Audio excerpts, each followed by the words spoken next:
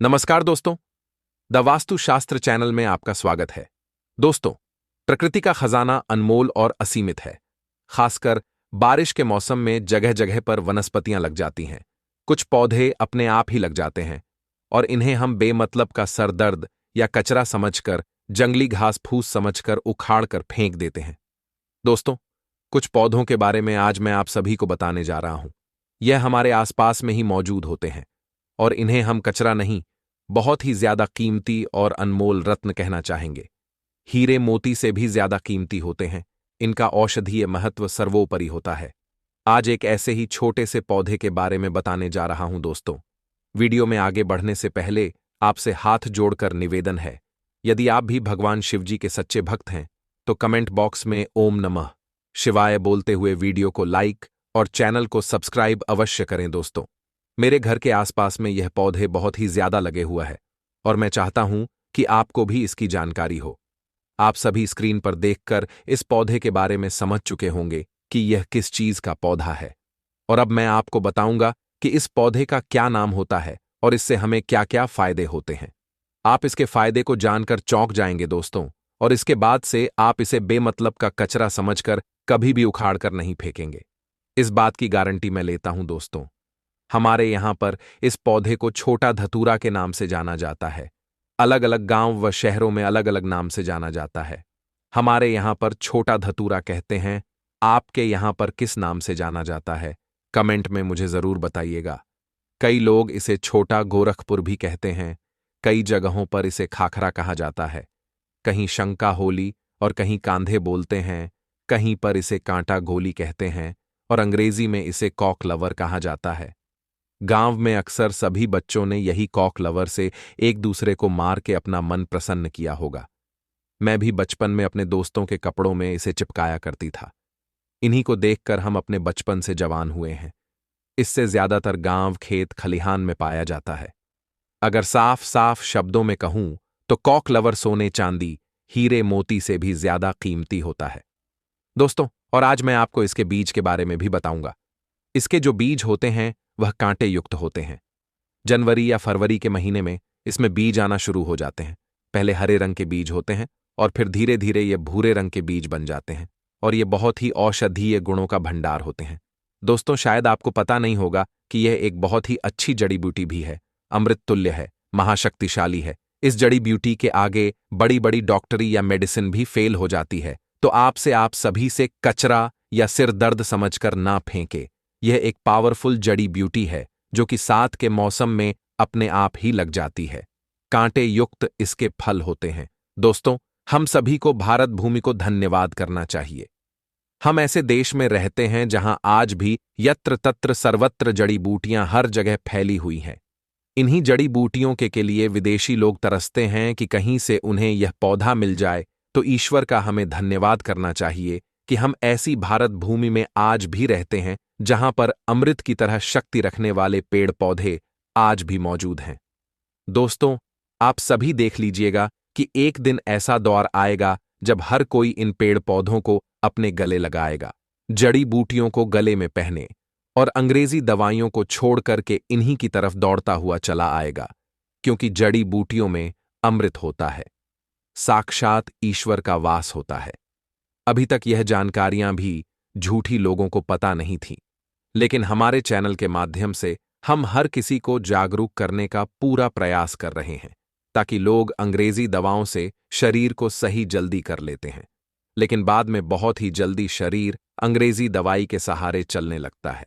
ऐसी दवा शरीर को जीते जी ही मार देती है, लेकिन पेड़ पौधों से निकला अमृत शरीर को अमर बना देता है, ताकतवर बना देता है, बुढ़ापे में भी जवानी की शक्ति रखता है। तो चलिए, अब मैं आपको बताती हूं कि किन किन बीमारियों में यह फायदेमंद है। देखिए, इसकी जो पत्तियां होती हैं उन्हें पीसकर कि अगर इनका रस निकाल करके अपने बालों में लगाया जाए तो आपके बालों का गंजापन दूर हो जाता है, नए बाल उगना शुरू हो जाते हैं। बालों के लिए यह एक अमृत का काम करता है। दोस्तों, इसे कोई भी लगाता नहीं है, बल्कि यह आसानी से सड़क के किनारे या खाली स्थानों पर अपने आप ही उग जाते हैं। यह पौधा अगर आपके आसपास में मौजूद है और अगर किसी को सर दर्द की बहुत ज्यादा परेशानी है तो इसके पत्तों को पीस करके 2 से 3 बूंद रस के अंदर दही मिलाकर के अगर आप सिर के ऊपर मालिश करते हैं तो आपको आराम मिलता है। अक्सर मौसम बदलने से सर्दी खांसी बाबुओं को हो ही जाती है और यहां तक कि बड़ों को भी हो जाती है। इसके पत्तों को छाया में सुखाकर दूध के साथ सेवन करने से सर्दी खांसी तुरंत ही खत्म हो जाती है।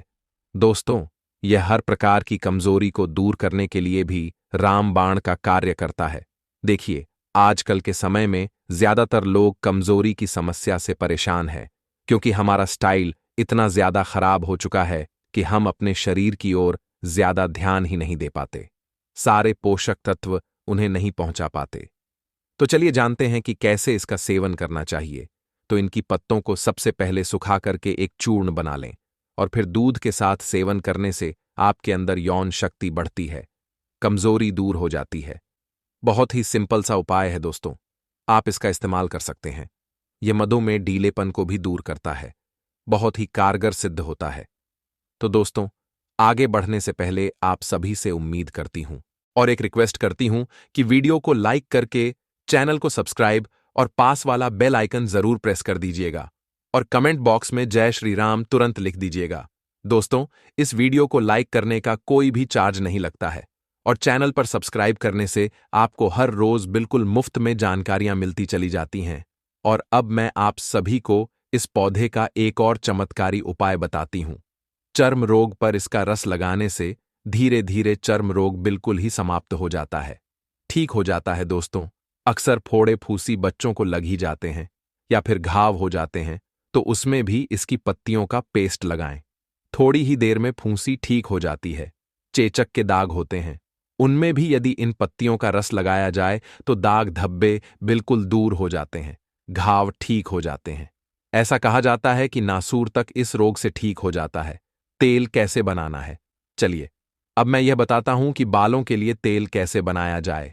इसका तो आप किसी भी प्रकार का जो भी तेल इस्तेमाल करते हैं उसमें आप इसके रस को मिला लें और फिर अपने बालों पर अप्लाई करें। आप जो भी तेल का इस्तेमाल करते हो, चाहे नारियल तेल हो या सरसों तेल हो, सबसे पहले छोटे गोरखपुर की कुछ पत्तियां लें और इस तेल में डाल करके तेल को गर्म कर लें, उबाल लें और उसे छान करके हर रोज अपने सिर के स्कल्प में मालिश करें। ऐसा करने से आपके सिर में कभी भी सफेद बाल की समस्या नहीं होगी, बाल हमेशा काले और घने बने रहेंगे। तो दोस्तों, मुझे उम्मीद है कि आज के बाद से आप कभी भी इन पौधों को बेजान या फिर कचरा समझकर ना फिट और इन उपायों को, इन जानकारियों को अपने तक सीमित भी बिल्कुल भी मत रखिए, क्योंकि भारत भूमि में ऐसी ऐसी जानकारियां छुपी हुई हैं जो धीरे धीरे बिल्कुल ही विलुप्त होती जा रही है। दोस्तों, हमारी हर समस्या का समाधान हमारे आसपास पास में ही मौजूद होता है, लेकिन जानकारी के अभाव की वजह से हम परेशान होते रहते हैं।